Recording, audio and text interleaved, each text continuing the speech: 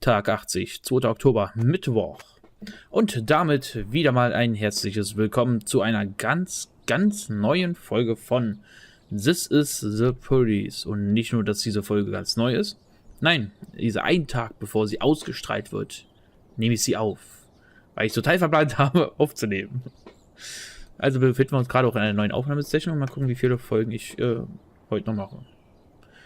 Ist schon spät. Okay, der Freebook Triben Beatbusters Tanzstudio veranstaltet Auftritt beim Maisdenkmal. Cool. Oh, die Beatbusters. Das ist cool. Analyst meiste Schmuggelware kommt über Hafen. Beinbruch auf Schönheitswettbewerb. Nein, die schönen Beine. Die Stadtverwaltung ist unglücklich. Ja, ja. Immer diese Stadtverwaltung. Gordon, was willst du denn? Ich war die ganze Nacht auf, um einen spannenden Krimi namens Die letzte Versuchung Neptuns zu lesen. Bin aber noch nicht ganz am Ende. Ich bin mir fast sicher, dass Mrs. Clemens die Täterin ist, aber weiß noch nicht genau. Kann ich nach Hause gehen und das Buch sehen? Nein. Er ist fast fertig. Das heißt, er liest noch eine Stunde, vielleicht 2. Und dann soll er den Rest des Tages frei haben, oder was? Arschlecken 320, Mann. Das gibt's nicht. Vor allem, als Polizist musstest du schon nach ein paar Seiten wissen, wer der Täter ist. Ja, also ernsthaft. Irgendwann hört es ja auch mal auf. Oh, haben wir neue Musik? Take a Walk. Watercolor Grace. Nehmen wir den hier.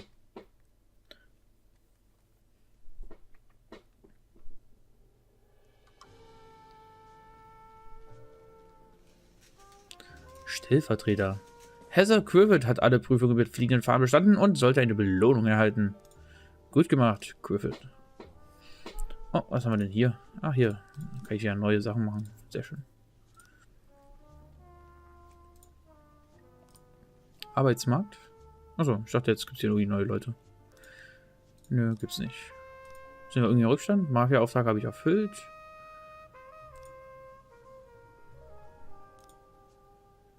Keine Ahnung. Mir egal.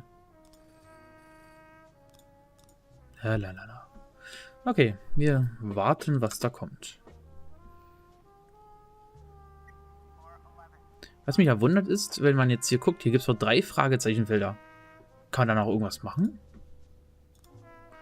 Selbstmorddrohung. Freeburg, weiterführende Schule. Eine Schülerin der Mittelstufe hat sich im Büro des Chemielehrers eingeschlossen und droht laut, sich einen tödlichen Cocktail zu mixen und zu trinken. Die Lehrer zögern, die Tür aufzubrechen und berichten, dass sich die Schülerin auch schon früher als labil gezeigt hat. Eine Mitschülerin sagt aus: Ich glaube, jemand hat ihr das Herz gebrochen, aber ich weiß keine genaueren Details. Okay, wir bräuchten weibliche Power.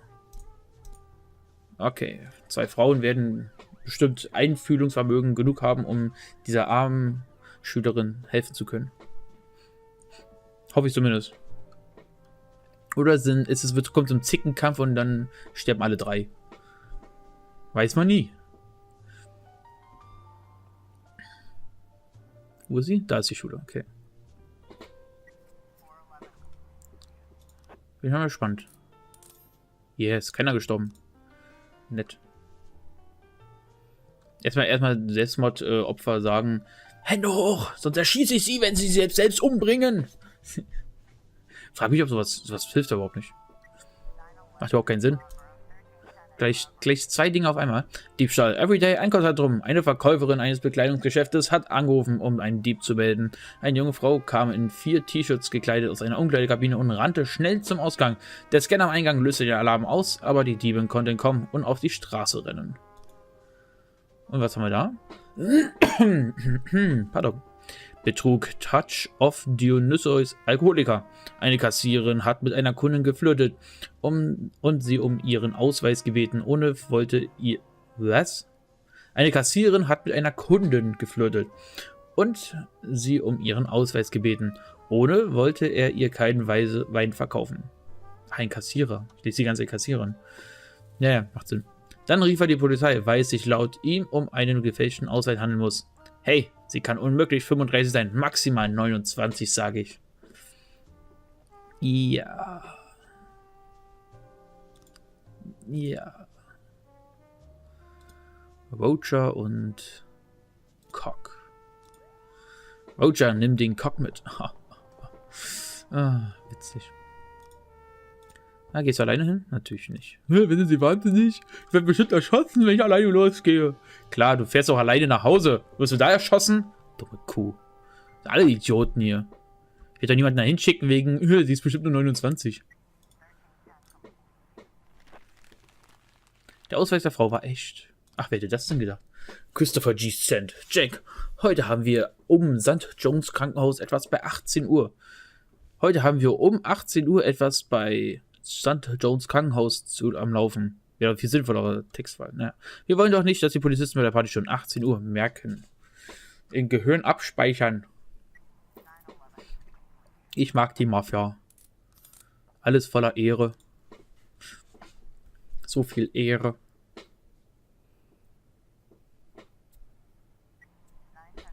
Oh, bewaffneter Raub. 18 Uhr? Nein. Bewaffneter Raub. Pfandleiher. 3 bewaffnete Männer haben versucht, einen Pfandleiher auszurauben, aber das Sicherheitssystem war zu viel für sie. Die Türen sind verriegelt und die Täter im Inneren gefangen. Sie drohen, den Besitzer zu töten, wenn sie nicht sofort freigelassen werden. Okay, dann hier Asano, Austin, Takwatski. Ach, hier kommt Crimes auch noch. Ist ja fast schon ein Großeinsatz. Fahrt doch noch langsamer. Verstehen wir nicht, manchmal fahren die schnell, manchmal langsam, ich verstehe nicht. Na toll, gleich so viel auf einmal. Diebstahl ist St. John's Krankenhaus. Mehrere Patienten des Krankenhauses haben sich beklagt, dass sie Wertgegenstände und Geld verloren haben. Erstmal gucken, was anderes. Raub, Bank von Freeburg. Als die Bank schloss, näherte sich ein Lieferwagen dem Gebäude. 3 maskierte Männer sprangen heraus, öffneten rasch die Eingangstür und verschwanden im Inneren. Die Zeugin, Betty Davis, hat sofort die Polizei gerufen. Sie dachte, die Verbrecher könnten bewaffnet gewesen sein, war sich aber nicht sicher. Okay, Yancy und Forbes. Und die beiden machen das. Auch wenn ich glaube, dass es nichts ist. Yay, sehr gut gemacht, Leute. Ohne mein Einwirken sogar. Okay, das müsste aber klappen. Unsittliches Verhalten der Öffentlichkeit, Desire Park. Eine Gruppe älterer Männer sitzt auf einer Bank im Park und spielt Strip-Poker. Es haben bereits 5 Leute angerufen, um sich zu beschweren. So etwas Abstoßendes habe ich noch nie gesehen, hat eine Frau namens Kathleen Bethune gesagt. Witzig. Ich habe jetzt eh keinen, wenn die Verstärkung brauchen. Ja. Die Bank von Freeburg. Ich würde ja gerne Verstärkung hinschicken, aber ja.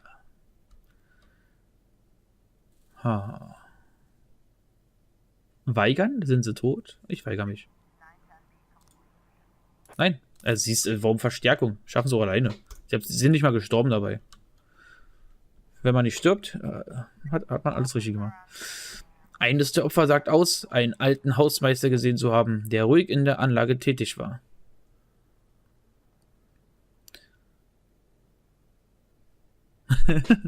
Andere Zeugen befragen. Ein grauhaariger Hausmeister in einem Overall versucht, sich leise zu verdrücken. Er hat einen großen Sack bei sich.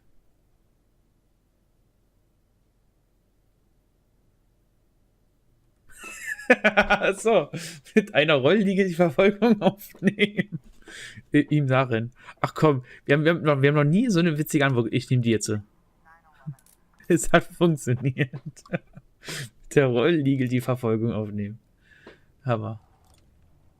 Jack, wir wissen nicht, warum Sie das getan haben, aber wir hoffen, es war ein guter Grund. Vergessen Sie nicht, wer hier Ihre Freunde sind. Wir wollen keinen weiteren Ärger. Ach ja, ich habe vergessen, 18 Uhr. Klar. Ach ja.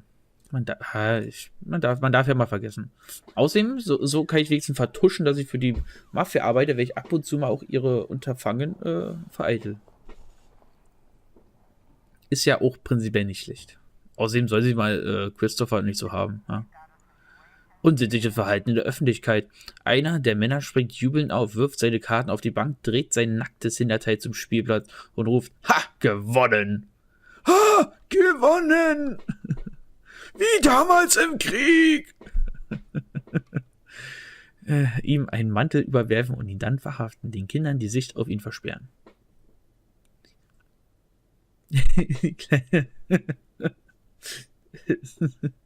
Ach, die sind so geil, die Antworten.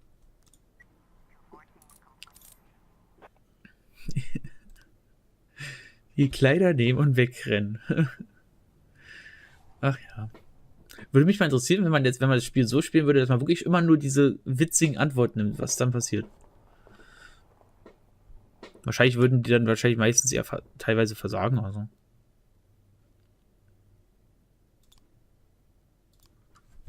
Tja, passiert da irgendwas? Scheint mir nicht so. Aber Ermittlungen wollte ich schon mal. Ach, schade. Hat er nicht mal akzeptiert. Den Tag beenden. Okay, gucken wir mal. Oh, 3 Leute sind ziemlich erschöpft schon, aber sonst geht's ja.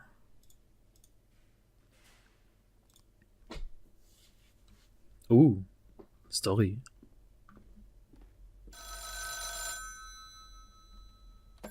Boyd. I don't have much time, so listen close. We got him, Jack. The dentist is in our custody. Wow. Congratulations, Ethan. Well, to be honest, I'm not sure if it's our guy. But she's definitely the one who committed the murders in Freeburg. And it's a young woman. Wait a second, did you... A very large, very strong woman. What? Yeah, gotcha. Yeah, I'm sorry, Jack, I gotta go. We've got a briefing. But, something's not right, Jack. Someone's leading us around by the nose. We'll talk later, okay? Oh, eine große, starke Frau. I'd almost forgotten the feeling. The feeling you get when you stay on the sidelines during a major bust. But I don't think I'll be out of the game for long. Palmer had nothing to do with this. The dentist, whoever he is, was a gift box meant for me. It just got delivered to the wrong address. And I've got a hunch who packed the box. Das ist bestimmt die alte. Tag 81, 3. Oktober, Donnerstag. Freeburg Tribe, ein Unfall bei illegalem Autorennen im Stadtzentrum. Passiert. Idioten sollten kein illegales Stadtrennen machen. Lehrer steht für Rassentrennung ein, wird Dekan. Wie, der steht für Rassentrennung ein und wird dann noch Dekan? Also Dekan ist ja, glaube ich, sowas wie der Schulleiter oder so. Oder irgendwie sowas. Jedenfalls ein relativ hoher Posten in der Schule. Dressed in Blood. Film wegen extremer Gewalt nicht in lokalen Kinos. Nein. Oh, die Stadtverwaltung ist zufrieden. Warum auch immer.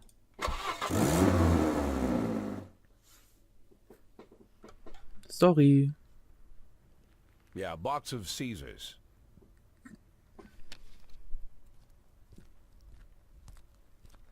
With that outfit, I could see you coming a mile away, Mr. Boyd. Ah, Mr. Chaffee. Knowing your love of theatrics, I was afraid you'd keep the mystery surrounding the dentist going for at least another day or two. What could you mean, Mr. Boyd?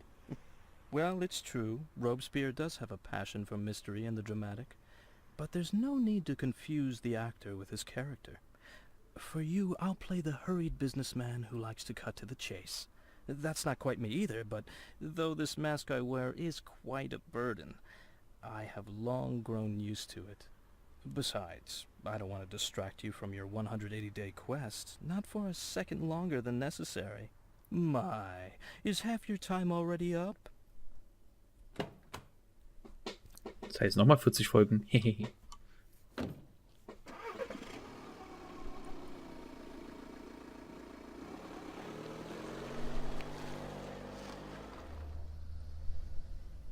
You simply cannot imagine, Mr. Boyd, the painstaking work I've done to cultivate this maniac image.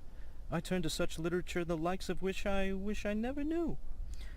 If our law enforcement agencies possessed even the slightest aesthetic sense, they would have instantly seen the game for what it was. And the postcards, what can I say? And if the real dentist turned up again at the wrong moment? I don't imagine lunatics take kindly to imposters. The dentist died of a heart attack last spring while he was sunbathing on the beach. I discovered this quite by accident, from a university friend, a therapist. It was he who convinced the dentist to stop killing, by the way. Why the murders? Obviously they'd all been raped by Rogers. It would have been much easier to just get them to talk. Mr. Boyd, the last thing I want is to appear a brutish butcher. I spent enough time on these women to know they were no use to me alive. Not sure if I should be ashamed to say it, but Stuart Rogers far surpasses me in his ability to intimidate people. Apparently, such things only come with experience. But murder? For that I truly do feel ashamed. It's a burden I shall have to bear for the rest of my days. But sadly, it's not my greatest shame. What could be more shameful? To frame an innocent woman for such terrible crimes? What? Are you unhappy with a woman cast as the serial killer? Firstly, I'd say Dear Jordan adds a certain grace to the whole sordid story. And second, of all the people I hold in my debt, she's the strongest. And not just physically. Third, she had good reason to settle her debt with me as quickly as possible. Without going into details, I'll just say that she's a very, very caring mother. Do these taste good? Had we met earlier, Mr. Boyd, I would have shown you a far more refined pleasure, one without such an unpleasant smell. I'm afraid to even imagine what you count as pleasures, Mr. Chaffee. Fountains of blood in the city square? Mr. Boyd, you're not listening to me at all. I didn't take any enjoyment from the killings. Everything I've done was of strict necessity. I couldn't make Jordan kill all of the women that Rogers raped. That would have been excessive. If I had made her kill them all, you'd be rather upset, no? I can't say I fully understand your plan, Mr. Chaffee, but you've given me more than enough reasons to arrest you. Yes, but allow me to counter them with one good reason not to.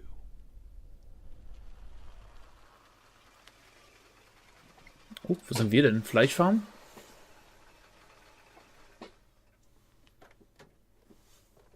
Für ein leckeres Steak würde ich ja sagen.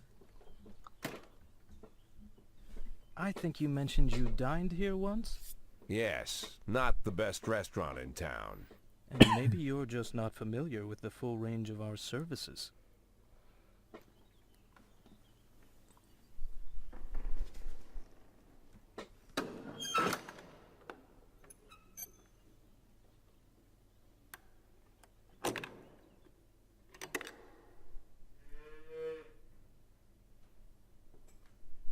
When I inherited this tasteless place from my father, I knew I could never make it into an exquisite restaurant.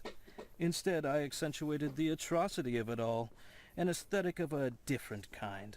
Now I even live here. To me, this complex is like a microcosm of Freeburg. But we're not here to talk about that.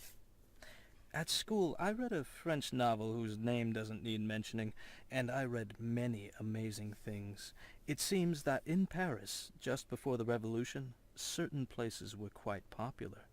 People of wealth and taste visited from the city, shed their luxurious coats, peeled off their white gloves, and with the help of the local farmer, they brutally stabbed a hole in a bull and decorated themselves with the splattering blood as they prepared a large piece of meat for the fire. In the bull's suffering, these effeminate aristocrats found a perverse sort of pleasure. Now I make these pleasures available to the people of Freeburg. I will be honest with you. People who pursue such cruelty truly are crazy. But what is interesting?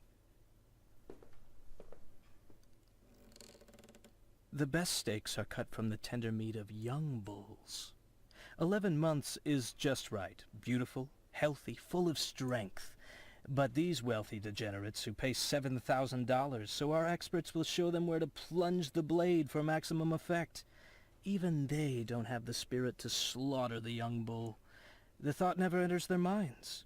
They look into the eyes of the healthy animal, bursting with energy, and they quickly shuffle past. As if by instinct, they are drawn to the old, weary, fading bulls. And then, with terrible smiles on their faces, they chew through tough steaks that taste of burning rubber. They feel that they're doing something real with their own hands, a sort of natural selection, as if they're agents in the natural process. But nature also teaches us that the old beast, unable to fend off any threat, might yet survive if it cowers in a dark corner and pretends it doesn't exist. Then, perhaps, the young predator will pass. Mr. Scott will drive you back. I'm late for an appointment.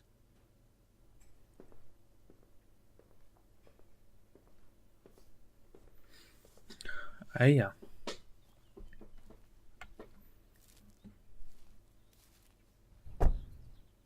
Mr. Boyd, you won't believe it, but the person I just got off the phone with was talking about you. Seems like I'm pretty popular these days. By the way, Mr. Boyd, I've got to ask, why $500,000? Go fuck yourself, Troy Star.